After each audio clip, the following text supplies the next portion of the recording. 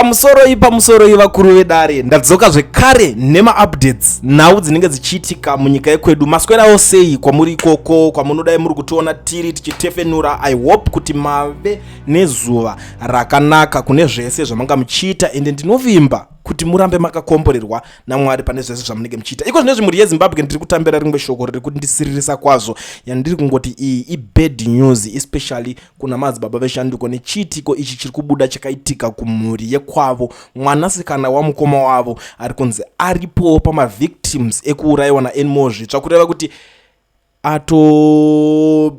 bhinya ratorwa rikaenderwa naro kuguruve ikoko rikanoratidza parakaurayira mwanasikana uya wekwakarembera anonzi Charity pamwe chete nemwana wake. Kutouraya chaiko, kutora kwakunobata chibharo mwanasikana wevanhu, apedza kudaro kubata chibharo ndobva auraya zvake. Ende mareasons acho pandanzwa ningirikini yacho ndichinunzwa nyaya yacho yese izere ndabatikana, because unokambobatikana nenyaya to the extent yekunosonota kumana uyu munhu even iye ari kunzi ibhinya. Ndikuzvaandastenda kuti mapurisa ekuZimbabwe they are professional, ende pavasina kumuuraya paya taakuona advantage yekuti yekusamuuraya kwavakaita, because even I'm sure kuti mapurisa vacho vakatomurova masoja pavakatomurova gumbo paya vaitove nekuziva kwakakwana kuti aiwa hatifana kunge tichimuuraya, because nguva yakaita seiyi yanga ichidiwa yekuti akuchitanga kutaura kuti ndakambotombouraya mumwe akanonhingina apa, ende nhamba iramba ichikwira. So far patiri kuona nhamba iyi yatoo ku21, ndo pane nhamba yacho yevanhu mavictims akauraya, ende abva atonyatsobudisa, ende pakatocherwa zveshuwa munhu akatobuda pakanodimbura munhu shuwa kumisa mubhaketi. Vakomana type yemanhingirikini acho aita vanhu ka hazvisi kundifadza, ndarwadziwa zvisingaite, because ndatanga kufunga kuti even kana Madzibaba Veshanduko wacho ari mukati achinzwa nyaya yakadai so anofilawo sei, achinzwa kuti mwanasikana womukoma wake akasanganawo netsaona iyoyi obva aurayiwa maurayirwo iwaya nebhinya reguruve iro riri animal zvitsva. Ndikurwadziwa zvisingaite muri yeZimbabwe, but anyway zvinhu zvokuti zvinongowanika. But ndiri papo muri yeZimbabwe pane imwe nyaya iri kunetsa vanhu vezaki Zimbabwe Anti-Corruption Commission. Handisi kuziva kuti basa rayo chaicho nderipini,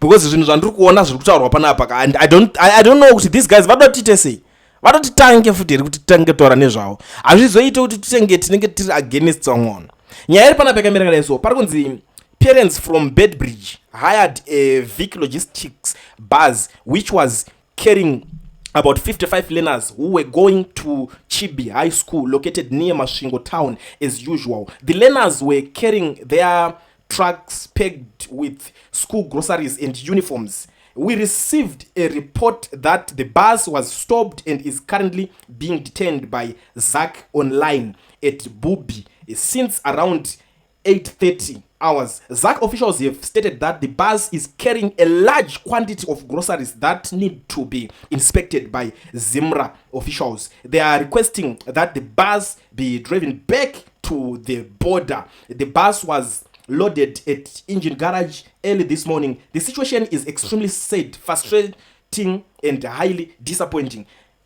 Fila iwo vako akomana vekuzaki boere naiti murangu.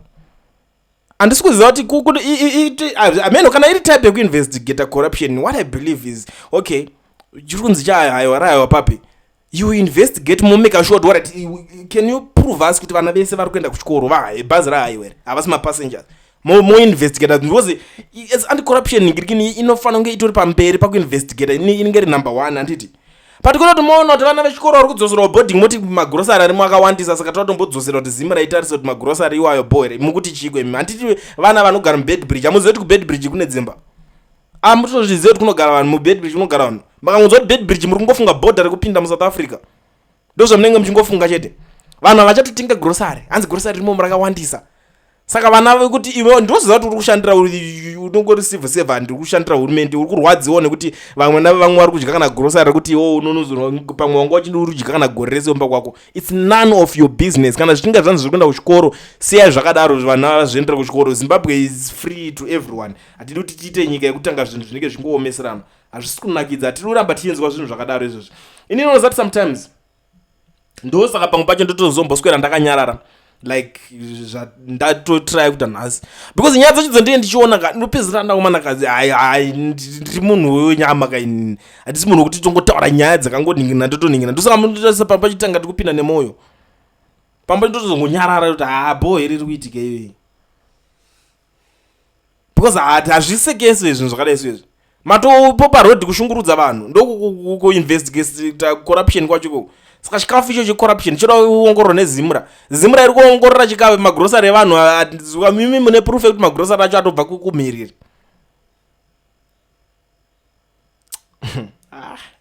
zvandinomboonera but anyway pane imwe nyaya iri panapa onai zvakuitwa vanhu hamana South African soldiers ndakataura nezuro panapa ndine video rabudisa I think pakusensena I think if I'm not mistaken I think around 6 o'clock kana kuti nezuro hachanyatsoziva but tachitaura nyaya yekuti zoni musatuke masoja kuSouth Africa onai zvazoitwa mumwedu uyu haana kutuka uyu akutofira nyaya yemadzibudhiwa yava nemuromo inotaurisa stake onai zvaari kuitwa look at it kuti pachagarika ipapapa takumonororwa shamani kwadzirwa mahara cheko life kuti omeserana cheko ndokuri kuitika ipapapa imagine only because ari kutry hanzi akatotaya kurozana muSouth Africa illegally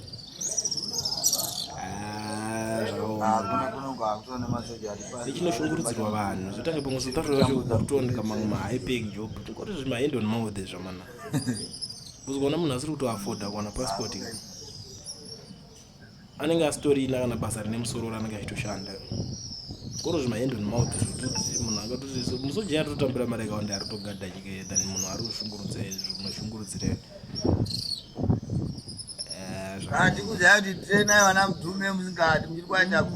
so ndozviri kuitika muri Zimbabwe hatingaswere tichingoningina nyaya idzodzi because like zvandakuudza ndikati dzimwe dzacho dzinobata hatidi kuti muzonyanya kudzipinda hard kana kudzipinda nemoyo steri because like zvafawo uri munhu anetanga inini unopedzera watorwadziwa zvokuti unopedzera kutaura zvimwe zvinhu zvisiri but it's something chekuti ndangoti ndinguva ningokuratidza 1 or 2 3 things zvokuti zvinenge zvaswera zvichiitika musazonyanyosarira maupdates I know kune zvimwe zvakaningirikina I'm sorry kune vanga vakamirira ndatambopromisa makuseni chiti breaking news is coming nhasi hazvina kuzobuda semabudiro iwayo they are still promising breaking news vari kungoti stay tuned I don't know kuti what is it chavari kuda kunyatsotiudza chiri kuda kuti chinge chichiitika but regaidza ndimboita zvandanga ndichingoita zvangu ndingodzokera unonzi kudzokera mubako muhiding timbohida futi tidzokere zvatanga tichingoita but ndisandaenda zvangu muri yeZimbabwe regaidza ndishandise mukana uno kuzivisa maZimbabweans vari muSouth Africa vanodawo kuregisterwa makampani nekuvhurirwa maFNB business account vasina mawork permits kana kuti mastard permits mazuva ano zvanyore pane company inonzi education research inotungamirirwa naMukoma Owen idzi ndo shasha idzi vanokwanisa kuregistera company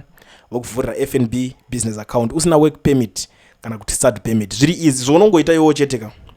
kutora namba dzavo dziri kubuda paflyheads wotaura navo votokubatsira unotaura naMukoma Owen kuti ndiregisterewo company ka nekuti ndikuda futi FNB business account ka gore zvaratanga kudai so wakutora namarunnings ako but make sure kuti une passport iri valid passport iyoyo unodhindisa pabhodha iyoyo ndo inodiwa kuti inese ikubatsire pakuita maths dzacho ndo zvinopedza masports izvozvo saka garai mabata Mukoma Owen vakuitirei.